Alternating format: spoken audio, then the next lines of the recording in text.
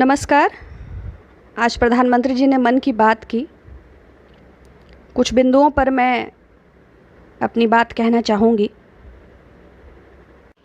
माननीय प्रधानमंत्री जी ने कहा, आज 26 जुलाई है, कारगिल विजय दिवस। 21 बरस पहले कारगिल युद्ध जिन परिस्थितियों में हुआ उसे देश नहीं भूल सकता। सेना के गौरव, शौर्य और पराक्रम का उन्होंने जिक्र किया। मैं कहना चाहती हूँ कि देश सदा सेना के शौर्य एवं पराक्रम से अभिभूत था। 1962 और 1971 के युद्ध में महिलाओं ने अपने जेवर देश के लिए दे दिए। जब गांधी जी ने सौराष्ट्र में एक सभा को संबोधित कर दान मांगा तो एक छोटी सी 7 साल की बच्ची ने अपनी अंगूठी निकाल कर दे दी थी। देशवासियों के लिए देश और देश की सेना, उसका शौर्य एवं पराक्रम सदा सर्वोपरि था। यह बात अलग है कि भारतीय जनता पार्टी के लिए सेना के शौर्य एवं पराक्रम की व्याख्या एक राजनीतिक हथियार है। जितनी यह भावना प्रबल होती है उतनी ही सरकार अपने हितों को साधने में और अपने विपक्षियों को राष्ट्रद्रोही सिद्ध करने में सफल होती है। माननीय प्रधानमंत्री जी ने कहा कि करेजियस सोल्जर्स करके हैशटैग ट्रेंड हो रहा है, उसमें श्रद्धांजलि दीजिए। गैलेंट्री अवार्ड्स की वेबसाइट का उन्होंने जिक्र किया। तो ये वर्चुअल मीडियम्स आज हमारे सामने हैं और उस पर पर्याप्त आईटी सेल सक्रिय है, किंतु करेजिंग कारगिल हो, यह वो गैलेंट्री अवार्ड की वेबसाइट हो, देशवासियों के हृदय में सेना और उसके शौर्य का जो स्थान है उसको भुनाने की प्रक्रिया भारतीय जनता पार्टी की राजनीति का आधार है, जिसके माध्यम से वो एक राष्ट्रवाद को मूलभूत मुद्दों से ध्यान भटकाने के लिए इस्तेमाल करते हैं और अपने विपक्षियों को सेना के शौर्य और पराक्रम के माध्यम से डोमिनेट करने का प्रयास करते हैं। उन्होंने माताओं और बहनों से ज़्यादा इसको शेयर करने, इसकी चर्चा करने और इसको जिक्र करने का आग्रह किया।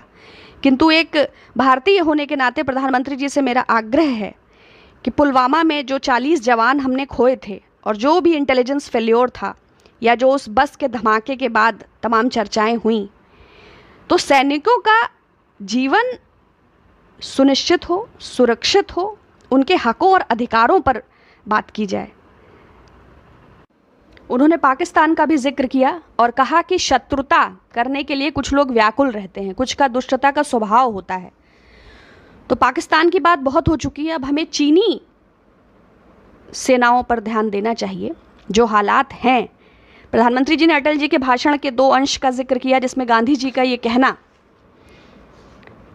कि हमारे हर फैसले को लेते वक्त हमें ये ध्यान देना चाहिए कि इसका अंतिम व्यक्ति पर क्या असर होगा। लेकिन मुझे अफसोस है कि माननीय प्रधानमंत्री जी अपने द्वारा लिए गए फैसले का आम आदमी पर होने वाले प्रभावों पर गौर नहीं करते। यदि ऐसा होता तो 3 घंटे 40 मिनट में लॉकडाउन न होता, हमारे लाखों मजदूर प्रवासी भाइयों को छाले लेकर सड़कों पर प्रसूताओं को गर्भाधान न कराना पड़ता, तमाम मजदूरों ने अपनी जान गंवा दी, यह हालात न उत्पन्न होते। अगर नोटबंदी का फैसला इस तरह न लिया गया होता तो शायद देश की अर्थव्यवस्था, छोटे मध्यम और मझोले उद्योगों की आज हालात न होती। दूसरा, उन्होंने अटल जी का एक और जिक्र किया कि बयान का एक सैनिक पर क्या असर होता है। यह भी बहुत महत्वपूर्ण विषय है। अगर प्रधानमंत्री जी स्वयं इसे ध्यान में रखते तो न कोई घुसा है, न कोई घुसा हुआ है, न कोई पोस्ट कब्जे में है। तो जो ये सैटेलाइट इमेजेस हैं या जो ट्रूप्स हमें दिख रहे हैं या जो 40,000 सैनिक सीमा पर उपलब्ध हैं या जो डोकलाम में घटनाएं घट रही हैं या जो तमाम जनरल्स और तमाम ब्रिगेडियर्स की मीटिंग्स, तो सोल्जर्स के मनोबल तो सिर्फ बात करने से नहीं होता है, उस बात को अपने व्यक्तित्व में चरितार्थ भी करना होता है। और माननीय प्रधानमंत्री जी उन वक्तव्यों को अपनाने में कहीं ना कहीं विफल हैं। मात्र यह कहना कि हमारी वाणी, हमारी मर्यादा, हमारे विचार राष्ट्रहित सर्वोपरि, तो सैनिकों के मनोबल के लिए तो वो 20 जवान जो मारते मारते मरे हैं और जिसको आपने अपनी भूमि होने से एक क्लीन चिट दिया जो आपने चाइना को, और चाइनीज़ इंट्रूजन को अभी भी जो नकारा जा रहा है। मात्र पीएम केयर फंड की चाइनीज़ कंपनीज़ द्वारा दिए गए डोनेशन की बात नहीं, बल्कि सिर्फ चाइनीज़ ऐप्स को बैन कर देना, जबकि अंबानी की कंपनी में 400 बिलियन का चाइना का इन्वेस्टमेंट है, जबकि national security adviser Ajay Doval, जिस विवेकानंद फाउंडेशन में निदेशक हैं, उसको चीनी अनुदान प्राप्त होना। तो ऐसे बहुत सारे विषय हैं जिनको प्रधानमंत्री जी ने अपनी मन की बात में कैप्चर नहीं किया, लेकिन आधे अधूरे मनमोहक शब्दों और वाक्यों के माध्यम से उन्होंने देश हित की बात की और मूल विषयों से ध्यान भटकाने की एक कोशिश। उन्होंने युवाओं से संकल्प से सिद्धि, आत्मनिर्भर बनने का आग्रह है, विपत्ति से विकास, लेकिन युवाओं की स्थिति बहुत गंभीर है। रोजगार के साधन उपलब्ध नहीं है, कोरोना संक्रमण 14 लाख के पार हो चुका है। उन्होंने डॉक्टर्स का आभार तो हम पूर्व में भी कई बार व्यक्त कर चुके हैं, चाहे वो ताली से, थाली से, दीपक से, पुष्पों से, लेकिन पीपीई किट्स और टेस्टिंग का ना होना, आईसीएमआर के आंकड़े जो अभी आए हैं, 130 करोड़ भारतीयों में 1 करोड़ कुछ लोगों की मात्र टेस्टिंग्स हुई हैं। उन्होंने कश्मीर और कई पंचायतों के उदाहरण दिए जहां पर लोगों ने खुद क्वारंटीन सेंटर्स बनाए हैं, खुद सैनिटाइज़ किया है, खुद स्प्रे मशीन बनाई है। तो माननीय प्रधानमंत्री जी से मैं पूछना चाहती हूं कि खुद ये जो आत्मनिर्भर बनने का संदेश है कि एक और हम खुद अपने रोज़गार की तलाश करें, खुद अपने जीवन को सुरक्षित रखें, खुद अपने अनाज को उगाएं, खुद उसको बेचें, खुद अपने लिए व्यवसाय उत्पन्न करें, खुद, और टैक्सेस जो हम आपको दें उसके माध्यम से आप जनादेश प्राप्त सरकारों को गिराएं। उन्होंने राजस्थान के ताज़ा घटनाक्रम पर कोई जिक्र नहीं किया। तो देशवासियों को आत्मनिर्भर बनने का संदेश, वोकल फॉर लोकल का संदेश, नॉर्थ ईस्ट के बैम्बू का उन्होंने उदाहरण दिया, मधुबनी की पेंटिंग्स का उन्होंने उदाहरण दिया, झारखंड की लेमन ग्रास का उदाहरण दिया, उन्होंने बिहार में मोती की खेती का उदाहरण दिया, कच्छ के ड्रैगन फ्रूट की खेती की बात करी, लेह लद्दाख के एप्रीकॉट के सोलर ड्रायर की बात करी। लेकिन हकीकत इसके बिल्कुल विपरीत है। Centre for monitoring Indian economy के मुताबिक वो 12.5 करोड़ लोग जो अपनी जीविका गंवा चुके हैं। पहले नोटबंदी ने देश की अर्थव्यवस्था की कमर तोड़ दी, अब ये बिना सोचे समझे लॉकडाउन ने 40 लाख वो लोग जो गरीबी की रेखा के नीचे जा चुके हैं, वो तमाम सारे मध्यम और छोटे एमएसएमईज जिनको नकद सहायता ना प्राप्त होने की दिशा में, तमाम सारे वो स्टार्टअप्स, वो सारे एंटरप्रेन्योर्स जो घर बैठ गए हैं, जिनके सामने रोजी रोटी का संकट है, और वो तमाम पढ़े हुए लोग, मीडियोकर्स, जो अपने बच्चों की फ़ीस नहीं दे पा रहे हैं, अपनी ईएमआईज़ नहीं दे पा रहे हैं, अपने बिल्स नहीं पे कर पा रहे हैं, और जिनके सामने भविष्य की कोई भी रूपरेखा उपलब्ध नहीं है। तो लोक लुभावनी बातें करना, पूरे हर एक राज्य से अलग अलग सकारात्मक उदाहरणों को लेना और देश के मूल विषयों से ध्यान भटकाना, जबकि वास्तविकता ये है कि मध्य प्रदेश में शिवराज सिंह चौहान को कोरोना हो गया। हालांकि ये मध्य प्रदेश में सरकार बनाने की महत्वाकांक्षा ही थी जिसने देश के आगे इस कोरोना संकट को इस भयावह रूप में खड़ा किया। और अब राजस्थान, इनकम टैक्स का दुरुपयोग, राज्यपाल एकदम अपने पॉलिटिकल बॉसेस से डिसीजन लेते हैं, जैसा कोश्यारी जी ने सुबह 7 बजे देवेंद्र फडणवीस जी को शपथ दिला दी थी। तो भारतीय जनता पार्टी के जो राज्यपाल हैं या जो राष्ट्रपति हैं, इन पदों की जो डिग्निटी है उसको पूरी तरह नज़रअंदाज करते हुए 109 विधायकों को फ्लोर टेस्ट के लिए ना बुलाना, चाहे वो ईडी का दुरुपयोग हो, चाहे वो इनकम टैक्स का दुरुपयोग हो, चाहे विधायकों की खरीद फरोख्त हो, चाहे विधायकों को डराना हो, चाहे पुलिस और न्यायपालिका का दुरुपयोग हो। उत्तर प्रदेश की कानून व्यवस्था जी का कोई जिक्र नहीं किया प्रधानमंत्री जी ने, जहां अपराधियों का एनकाउंटर पुलिस कर रही है और पुलिस का एनकाउंटर अपराधी कर रहे हैं। और मुख्यमंत्री जी का न्याय का आलम यह है कि वो सीधा घर पर बुलडोज़र चढ़ा देते हैं, नहीं तो एनकाउंटर पॉलिसी अपना लेते हैं।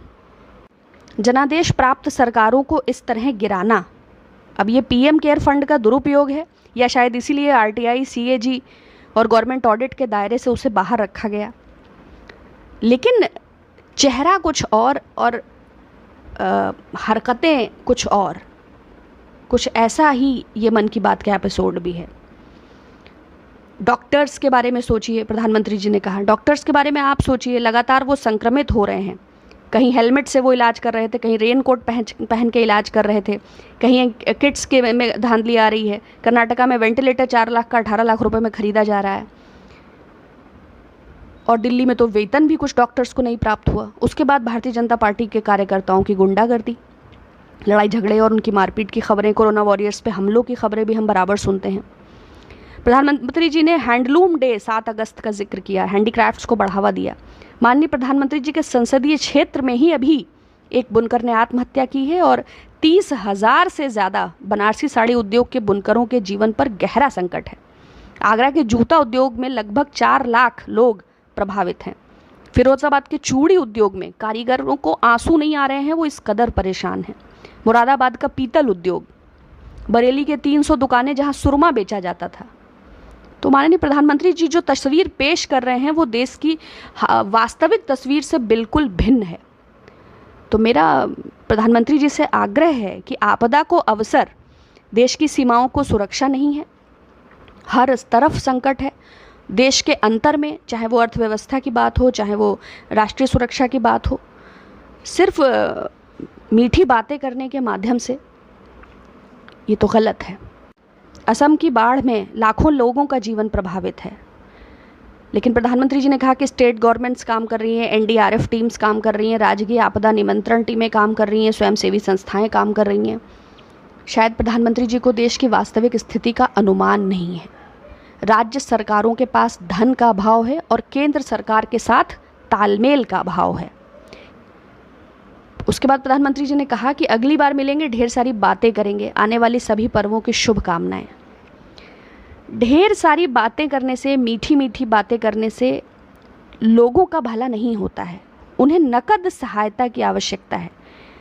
अंत में पुनः प्रधानमंत्री जी से अनुरोध है कि डायरेक्ट बेनिफिट ट्रांसफ़र के माध्यम से आम लोगों को सहायता प्रदान करें और इस कोरोना काल को, इस आपदा को अवसर में तब्दील करने के बजाय देश हित में, देशवासियों के लिए अवश्य एक बार पुनर्विचार करें, क्योंकि जो पर्व की शुभकामनाएं हैं ये पानी में पूरियां नहीं तली जा सकती।